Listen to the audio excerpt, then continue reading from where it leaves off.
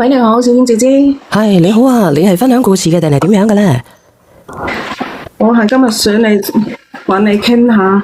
傾咩啊？我依家即係好煩咯，個心。煩乜嘢啊？好似我哋本地人咁個。係啊，我係廣東佛山嗰邊嘅。哦，你好啊，你點樣咧？我叫阿敏啊，我你唔使講你個名嘅，唔該。喺我直播間唔好講自己個名吓。你點樣啊？我今年都係43歲啦。咁我先生10年前已經係唔喺度啦。哦。咁我一公就帶住個仔咁，即係諗住就即係好好地養大佢咯。咁我都一直都係冇識過男朋友嘅。哦。即係但係即係我就驚再嫁過，即係怕遇到啲唔好嘅婚姻，即係委屈咗我個仔咯。咁我一直都係自己打工，一直咁帶我個仔咯。哦。即係其實都係好辛苦嘅。哦，咁我明白嘅，單親媽媽帶住個仔，梗係辛苦噶。係啊，即係就喺3年前咯，3年前咁，即係有個男人出現咗啦。即係佢平時好照顧我咯，好關心我咯，喺生活上啊嗰啲，即係都幫咗好多咯。哦。咁我就幫咗你啲乜嘢啊？喺生活上係情感上邊幫咗，定係經濟上邊啊？都好照顧我咯，經濟都有啲啦。因為你知我即係自己打一份工，咁又要照顧個仔，又要即係樣樣都要錢噶嘛，知唔知啊？即係各方面都有幫到我咯。哦，咁你就同佢喺埋一齊係咪？係啊，咁我哋就發生咗唔應該發生嘅嘢咯。即係我覺得佢即係一直都對我好好，即係我真係好感激佢咯。好感激啊！係啊，即係又好感動嗰啲咯。即係佢真係好照顧我咯。但係嗰個男嘅就有家庭嘅咯。咁有家庭你都可以中意佢嘅，咁點解啫？即係但係又係我個好姐妹咧，咁啊？你嘅意思即係話嗰個男人對你好好，但係呢個男人有家庭嘅，個男人係你識唔係個男人嘅老婆你識嘅，你個姊妹。係啊，我啲姊妹嚟嘅。但係我知道佢哋兩個已經係鬧到話要分開嗰啲嘅啦。即係嗰個男嘅都同我講。你等陣先，姐姐，你同呢個姊妹係好姊妹。係啊。咁你同佢好姊妹，咁佢同佢老公嘈交，你就同佢老公可以發生關係，咁都得啊？唔係，佢一直都已經係有啲矛盾，即係佢同女唔係，我搞到有少少亂晒啊！你個姊妹同佢老公有矛盾，咁你同你個姊妹好先係噶，點解你又可以同佢老公發生關係嘅咧？咁奇怪嘅？唔係因為嗰個男嘅係我上司嚟噶嘛，咁平時工作啊乜嘢啊生活啊都好照顧我嘅又。做咩工㗎你？我係一間公司嘅財務咯。哇，咁你都好犀利噶喎！係啊，其實都好辛苦噶，我係靠我自己咁樣做出嚟噶，真係。咩？靠你自己咁樣做出嚟，做咗啲咩出嚟？好努力咁，即係因為公司我即係唔單止係幫佢做賬啊，其他嗰啲倉庫啊乜嘢我都幫佢管下整理下都即係同佢整理得整整有條咯，即係佢好放心將啲賬啊嗰啲交俾我咯。哦，咁即係，所以你就委身於佢。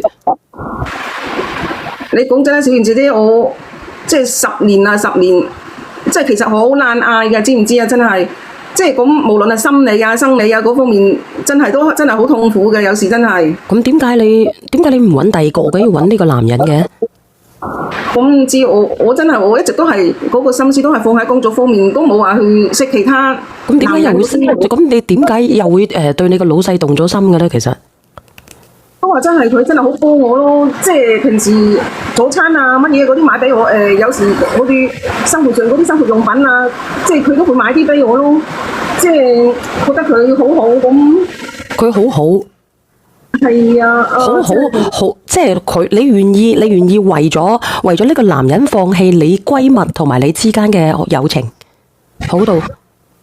其實我都唔想㗎，即係但係嗰個男嘅都有一直都同我講啊，同佢老婆都係已經係喺度鬧啊，分開啦，都唔即係唔係好夾啊嗰啲咯。咁其實咧，如果佢係同第二個嘅呢個女老闆娘你唔識嘅，咁就冇咩所謂啊，因為佢同佢太太離婚啦。咁問題係老細你又識，老闆娘你又識嘅啫喎，咁你擺明係想做老闆娘嘅啫，靚女。唔係嗰啲小賢姐姐，你明唔明啊？嗰啲係情不自禁啊，知唔知啊？哦，咁如果佢一無所有咧，你會唔會情不自禁啊？